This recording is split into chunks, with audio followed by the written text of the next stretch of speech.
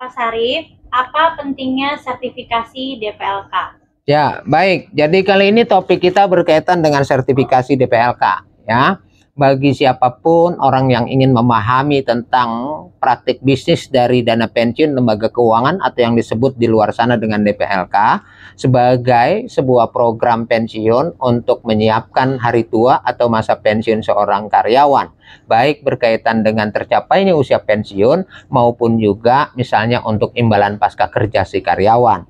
Nah, semua orang yang menawarkan dan berkaitan dengan bisnis dari DPLK diimbau untuk mengikuti program sertifikasi DPLK. Apa sih tujuan dari sertifikasi DPLK? Dalam kitab di DPLK disebutkan tujuan sertifikasi DPLK setidaknya ada 3. 1, memastikan standar kompetensi pelaku industri DPLK dalam menyampaikan informasi maupun juga pengetahuan dan pengalamannya kepada publik terkait dengan DPLK. Ada standar kompetensi. Yang kedua, meningkatkan pengetahuan, keterampilan dasar, tenaga pemasar dari para staf dan juga pihak yang terkait dalam melaksanakan tugas dan tanggung jawab di unit kerja dana pensiun lembaga keuangan. Dan yang ketiga terakhir adalah meningkatkan perilaku profesional dalam memberikan layanan DPLK kepada pengguna jasanya, masyarakat di luar sana, agar sesuai dengan aturan dan ketentuan yang berlaku. Ini juga sesuai dengan prinsip ya peraturan atau regulasi yang terkait dengan perlindungan konsumen, bahkan manajemen resiko dan kepatuhan. Lalu siapa yang harus ikut program sertifikasi DPLK? Pada dasarnya yang paling pertama adalah tenaga pemasar DPLK dimanapun.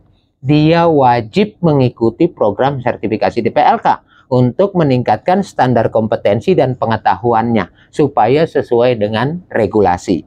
Lalu yang kedua adalah staf yang bekerja di unit bisnis DPLK dimanapun, supaya dia juga memahami apa sih bisnis atau praktek dari DPLK itu yang terjadi.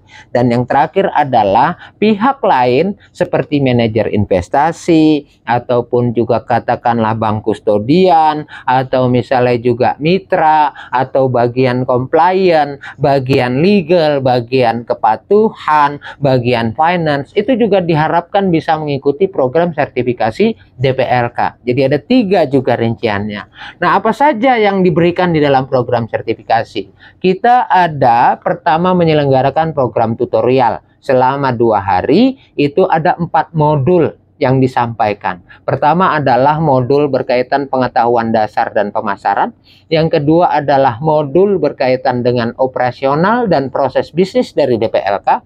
Yang ketiga adalah modul tentang investasi di dana pensiun. Dan yang terakhir adalah modul tentang regulasi dan resiko di DPLK.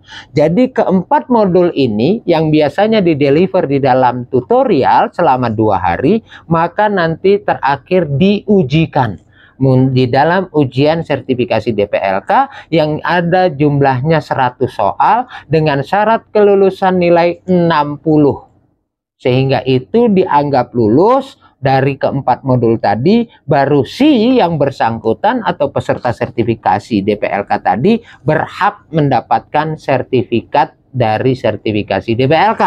Dengan begitu, berarti tenaga pemasar, staf, atau siapapun dianggap sudah memiliki kompetensi yang standar di dalam pemberian pengetahuan, informasi, keahlian terkait dengan bisnis dana pensiun lembaga keuangan atau DPLK. Jadi, jangan lupa, sebelum kita memasarkan, sebelum kita bicara banyak tentang DPLK, ikuti dulu sertifikasi DPLK yang diselenggarakan oleh Asosiasi DPLK setiap 3 bulan sekali, alias selama 1 tahun 4 kali digelar di Januari, April, Juli, dan bulan Oktober. Biasanya di hari-hari atau minggu-minggu terakhir bulan-bulan itu.